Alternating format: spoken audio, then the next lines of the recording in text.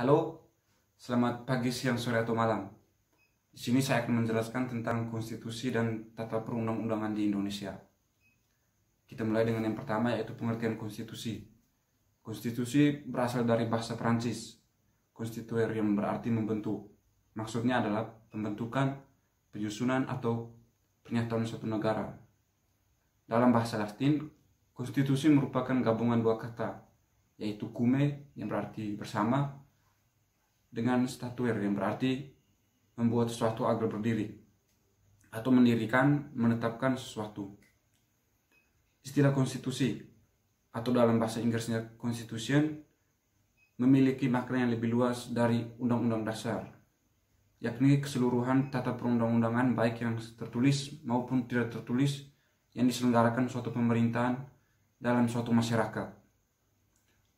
Dari pengertian di atas dapat kita simpulkan konstitusi yaitu pertama, kumpulan kaidah yang memberikan batasan kepada penguasa. Yang kedua, dokumen tentang pembagian tugas dan wewenang dalam sistem politik yang ditetapkan. Yang ketiga, deskripsi yang menyangkut masalah hak asasi manusia. Yang kedua, tujuan dan fungsi konstitusi. Tujuan konstitusi adalah membatasi tindakan wewenang pemerintah, menjamin hak asasi rakyat dari pemerintah, dan menetapkan pelaksanaan kekuasaan yang berdaulat. Adapun menurut Sri Sumintro menyatakan bahwa terdapat 3 materi muatan pokok dalam konstitusi, yaitu yang pertama, menjamin hak asasi manusia. Yang kedua, susunan ketatanegaraan yang bersifat mendasar. Dan yang ketiga, pembagian dan pembatasan kekuasaan.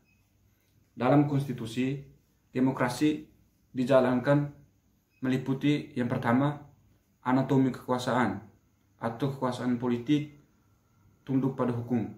Dan yang kedua, jaminan dan perlindungan hak asasi manusia. Yang ketiga, peradilan yang bebas dan mandiri. Yang keempat, pertanggungjawaban kepada rakyat sebagai pokok utama dari kedaulatan rakyat. Yang ketiga, sejarah dan lahir dan perkembangan konstitusi di Indonesia. Dalam perjalanan sejarah, konstitusi Indonesia telah mengalami banyak sekali perubahan atau pergantian dari era presiden pertama, yaitu Insinyur Soekarno, sampai sekarang. Yang pertama, Undang-Undang Dasar 1945 yang masa berlakunya mulai tanggal 18 Agustus 1945 sampai 27 Desember 1949. Yang kedua, Konstitusi Republik Indonesia Serikat atau yang kita sebut dengan nama RIS. Masa berlakunya mulai 29 Desember 1949 sampai dengan 17 Agustus 1950. Dan yang ketiga, Undang-Undang Dasar Sementara atau UUDS. Masa berlakunya itu dari tanggal 17 Agustus 1950 sampai dengan 5 Juli 1959. Yang keempat itu, kita kembali lagi ke Undang-Undang Dasar 1945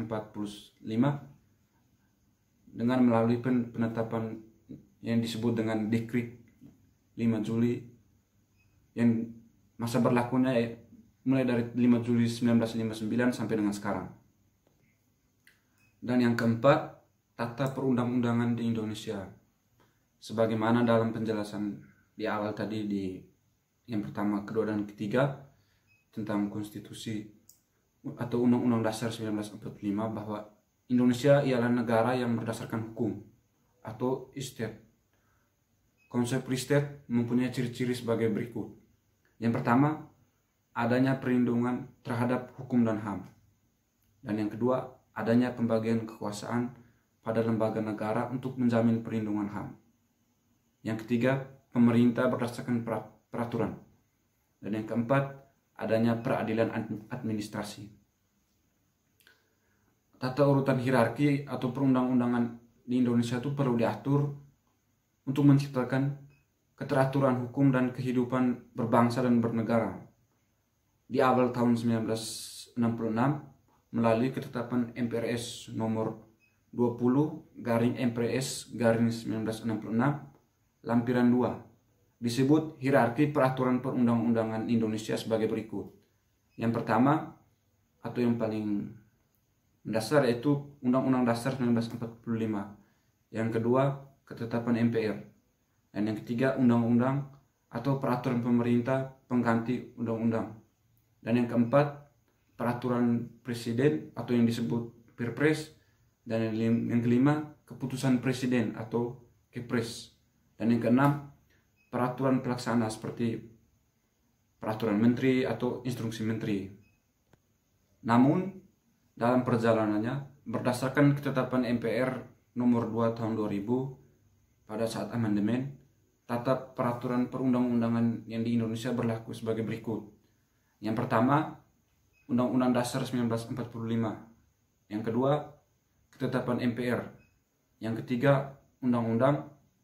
Yang keempat, peraturan pemerintah pengganti undang-undang. Yang kelima, peraturan pemerintah. Dan yang keenam, keputusan presiden. Dan yang ketujuh, peraturan daerah. Tata urutan peraturan perundang-undangan dalam Undang-Undang P3 ini sebagaimana diatur dalam pasal 7 sebagai berikut. Yang pertama, Undang-Undang Dasar 1945. Yang kedua, undang-undang atau peraturan pemerintah pengganti undang-undang. Yang ketiga, peraturan pemerintah. Dan yang keempat, peraturan presiden. Yang kelima, peraturan daerah, meliputi peraturan daerah provinsi, peraturan daerah kabupaten atau kota, peraturan desa. Dengan dibentuknya tata perundang-undangan, maka segala peraturan dan hierarki perundang-undangan yang bertentangan dengan perundang-undangan di atas tidak bisa dilakukan atau dibatalkan demi hukum. Jadi dari penjelasan saya di awal sampai sekarang, saya ingin menarik kesimpulan tentang konstitusi. Konstitusi itu kumpulan prinsip-prinsip yang mengatur kekuasaan pemerintah, pihak yang diperintahkan yaitu rakyat, dan hubungan di antara pemerintah dan rakyat. Tujuan konstitusi adalah membatasi tindak sewenang-wenang pemerintah, menjamin hak-hak rakyat yang diperintah, dan menetapkan pelaksanaan kekuasaan yang berdaulat. Adapun fungsi konstitusi adalah sebagai dokumen nasional dan alat membentuk politik dan sistem hukum negara. Konstitusi merupakan media bagi terciptanya kehidupan yang demokratis bagi seluruh rakyat. Dengan kata lain, negara yang memiliki demokrasi sebagai sistem ketatanegaraan, maka konstitusi merupakan aturan yang dapat menjamin terwujudnya demokrasi di negara, hingga melahirkan kekuasaan atau pemerintah yang demokrasi. Sekian penjelasan dari saya, sampai jumpa.